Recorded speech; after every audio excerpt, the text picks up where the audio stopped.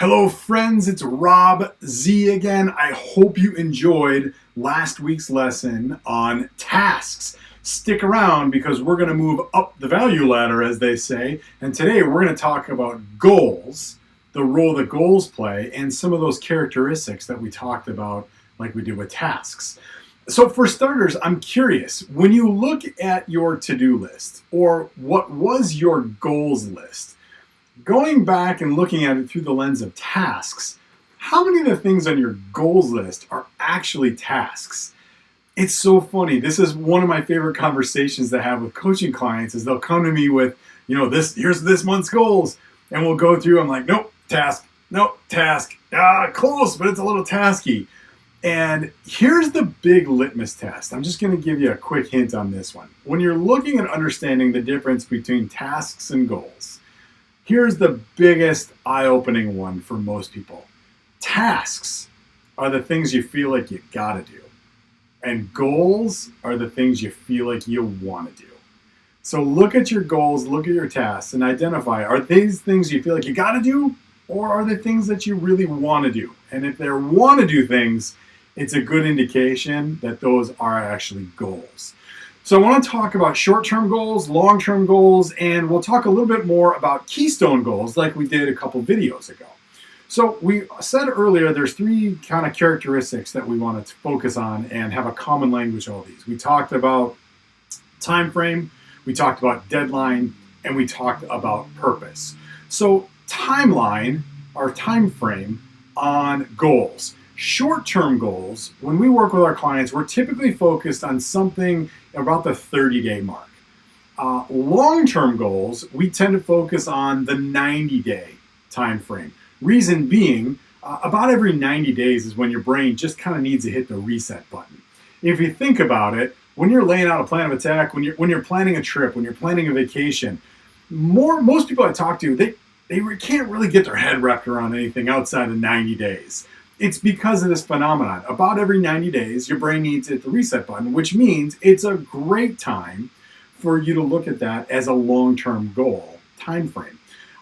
Keystone goals now, those will typically be anywhere from 90 days all the way up to 18 months in some category, in some areas, I should say. Reason being, that has to do with the deadline. The deadline on goals, the answer to that is typically yes. And that really depends on you. If you've structured goals in an energizing way, if you've been through any of our goal setting programs, you know that one of the characteristics of an energizing goal is it's reviewed.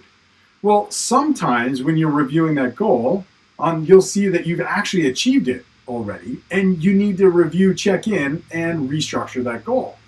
Sometimes, all right, let's just talk about in the case of 2020, if you're the person that set a goal on January 1, and then on December 31 finally decided to check in and review and see how your progress was, I'm imagining that would have been a bit of a challenge for you.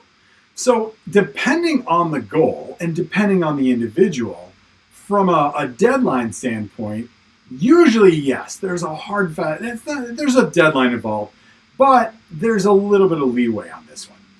Reason being, the purpose of goals and the Keystone Goal is to provide focus, direction, and a sense of urgency.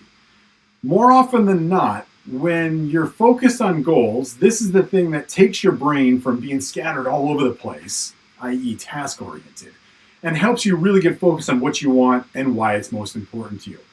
This is funny. The conversation, I said in the last video that a lot of times tasks kind of get a bad rap because they feel like busy work, or they feel like that they're in the way of getting where you want to go. Tasks do serve their purpose. Goals are way more valuable and way more important, because when you anchor to a goal, that helps things like your subconscious really get engaged, and you can really tap into the power of your subconscious, tap into the power of your mind, your mindset, your brain, to help you achieve goals even faster. And in a lot of cases, they'll start chasing you down instead of you working to chase them down instead. Here's a litmus test for you in your day-to-day. If you find yourself really stressed out about the progress you're making, I'd encourage you to think about, am I stressed out right now because I'm focused on tasks? Or am I stressed out right now because I'm focused on goals? I'm imagining it's A. More often, conversation after conversation after conversation with my clients goes down this path where they've got clearly defined goals. They know what they're working towards. They know why that's so important to them.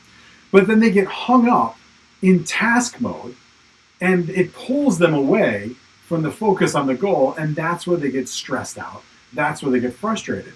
So what I often tell people is, when you find yourself spun out, stuck, stressed out, take a step back. Make sure that you're not focusing on the tiny little tasks, and refocus and re-anchor to the bigger goal that you're chasing down, and watch what happens to your energetic level. It's funny, just having this conversation with people on the phone or on a Zoom session in our coaching sessions, I can see people's faces just relax when they move away from focus on tasks and when they anchor to the goals.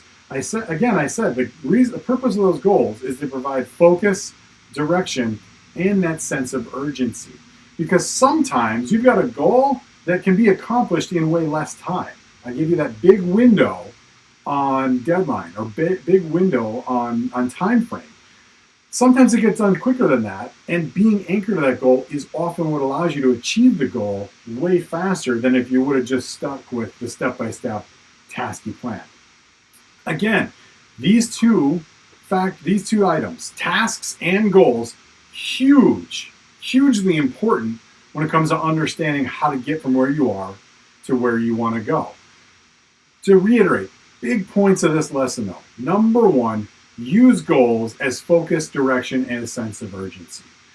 Use that, ask yourself that question. When you find yourself spun out, stuck, frustrated, is it because you're focused on tasks?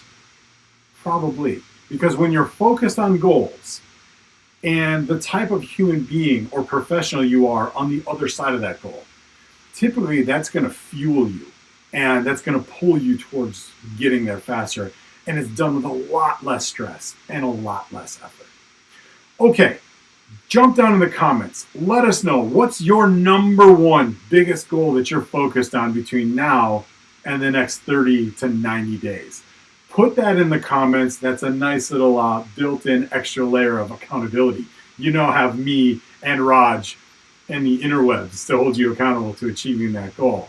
And if you've enjoyed this lesson, stick around for the next one, because that is the granddaddy. We're going to talk about the importance of dreams in helping you stay focused on your goals, and hopefully, actually not even hopefully, in our experience, helps those tasks become inconsequential and a lot easier to accomplish on the way. All right, throw comments, throw questions down below, like, subscribe, share this video with anyone you know, and I look forward to seeing you in about 168 hours.